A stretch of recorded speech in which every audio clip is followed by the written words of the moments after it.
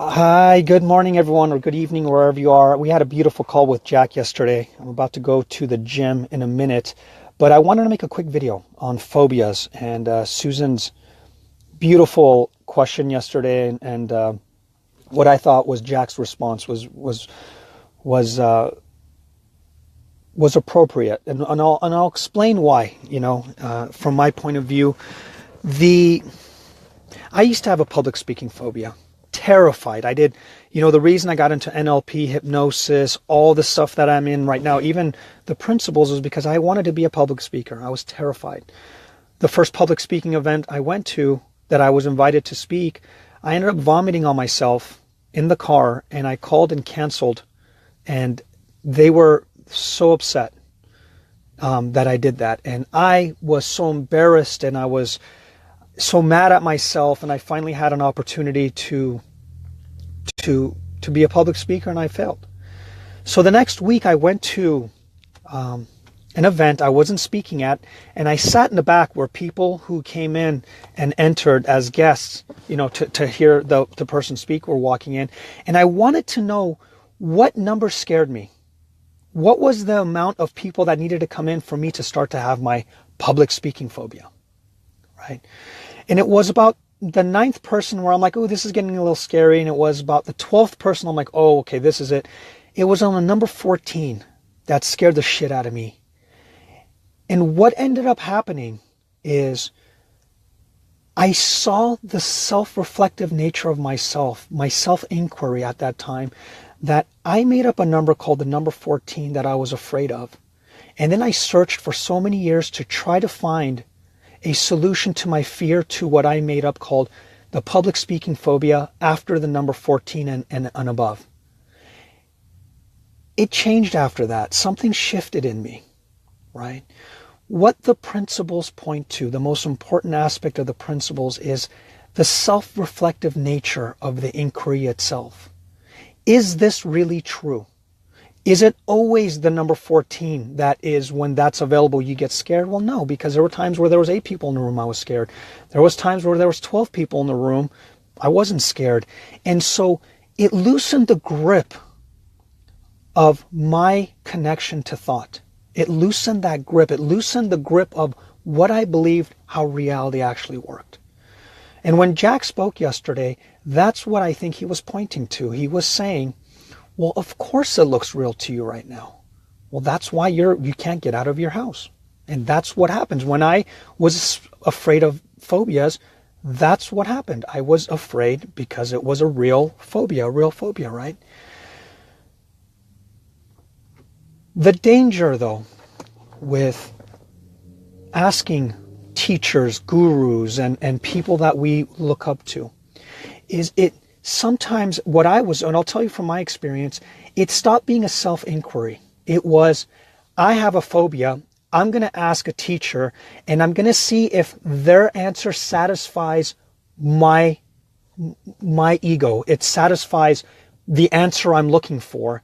And I'd go around asking every single teacher and guru and anyone I could. And if their answer was satisfactory, I would say, oh, okay, that was good enough. Okay, that's cool. And I'd go to the next one and be like, oh, I don't like his answer. He doesn't know anything. But it was never, it wasn't inquiring. It was simply asking to satisfy me. But the inquiry itself, is this true? Does it really work that way? And Susan, we're talking specific to you, if you're watching this, is the question I would ask when you get out of your house. You said when you get out of your house, you have agoraphobia and you're afraid. How many steps does it take before you start to make it up? Is it 2 steps? Is it 4 steps when you go, oh, I am? And when I say make it up, I'm not saying you're making it up. Like, but what I'm saying is something changes within a couple steps. Is it 5 steps? Is it 10? And you'll start to also see, and when you start to become self-inquiring, is, hi Susan, by the way, I'm glad you're on this call. And I'm using this in a general sense. I hope you know this, Susan, because I think this will be useful for a lot of people. In the same way that I saw the number 14 really scared me, is you start to become you start to have self-inquiry on, well, yesterday I walked 5 steps and I was fine. And then today I walked 3 steps out of my house and I was terrified. And you start to go, this is interesting. This is weird. And then tomorrow you go 20 steps and nothing happens. And your connection to thought and to what it looks like reality starts to shift. It starts to change. And that's what this is about. That's why this paradigm is different, because that's what it points to. It fundamentally says you have the capacity to see something new. Your self-inquiry, looking within, will shift something. And that shift is seeing the illusionary nature in action. You start to question it. Is it really 14 people that scare me? Is it really 5 steps out of my house that gets me away from my comfort zone? What is a comfort zone anyway? And we start to go, well, this is really weird. This starts becoming interesting and curious, right? Now, why, when people say, well, what about hypnosis, or what about CBT and all the 400 other modalities? The fundamental thread that makes all of them work is self-inquiry, right? Because when you do hypnosis, it's not that hypnosis doesn't work, but when you leave, you go, well, that's weird. Someone said a few words and now I feel a little different. I wonder what that is. You start to become inquiring. My hand got stuck on the wall. He told me, we're going to do a handstick induction. Why would that happen? And you start to become, self-reflective of it. And that's what opens the door to seeing something new. That's what Sid was saying. You're only one thought away from seeing a new reality. A new thought is questioning the one you were in a moment ago. Questioning to see how real it is, how stuck you are in it, how transient is it. And that opens up a whole new reality. The danger of some modalities, including the principles, is when we get that shift, we give credit to must have been Jack Pransky, must have been Michael Neal, it must have been the hypnotist. And we dismiss our own self-inquiry. We dismiss the fact that we had to loosen the grips to that reality that we thought it was so real. We dismiss that, we forget that. And why the principles are so valuable is it constantly points to the fact that your ability to see something new is the ticket, is the juice, is the magic. And you will constantly have that availability.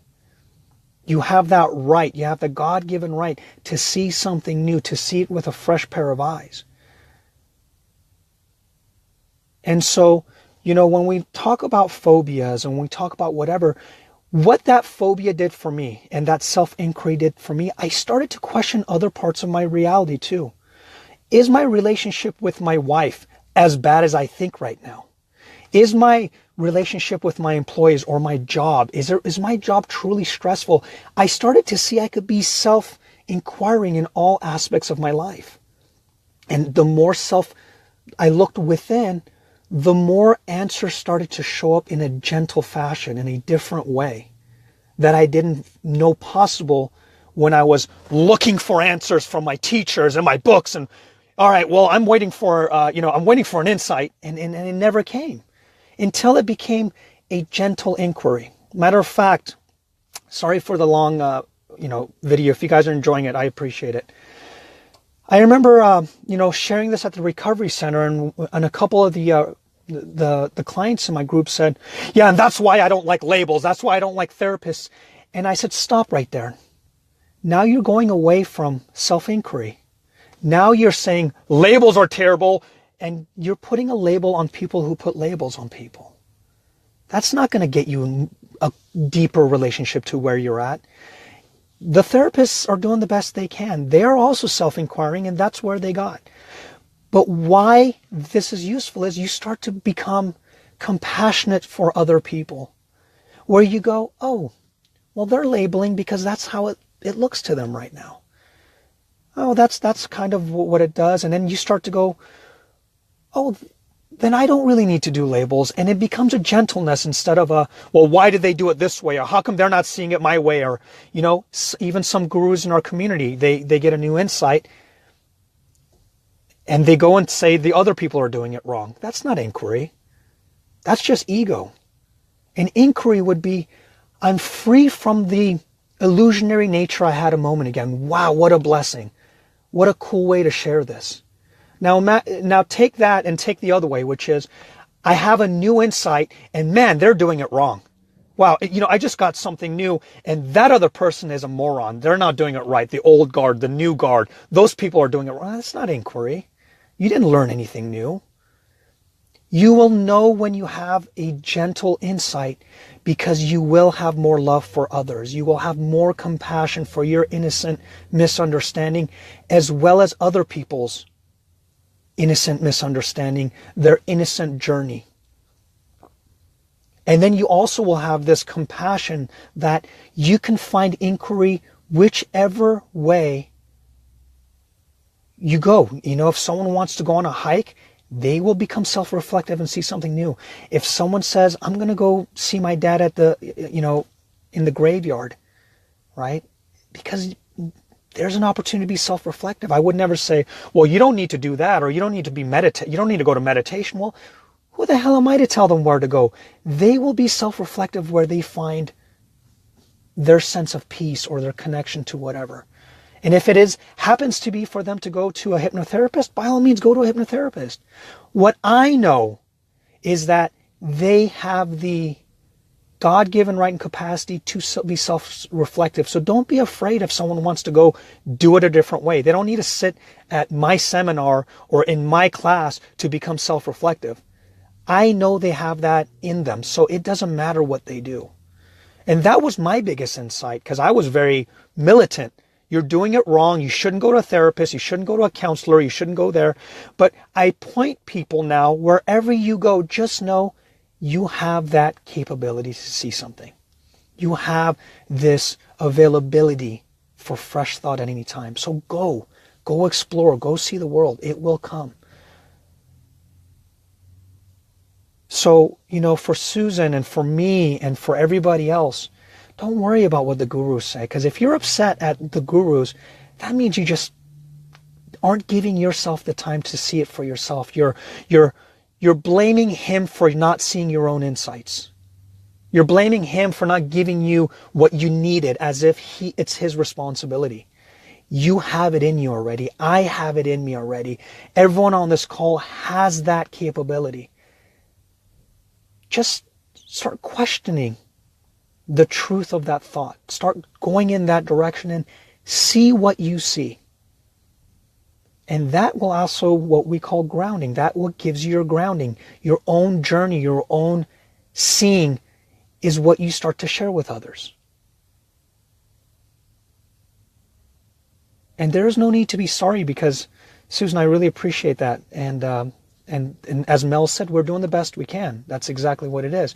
And if it wasn't for you, Susan, and Jack, and your post on Facebook about how you felt, I wouldn't have been self-reflective. My first thing was, how does Susan not see this? And I got very ego. Oh, Jackie came on this call and all of a sudden I went, well, what am I not seeing? And I became self-reflective because of your comment.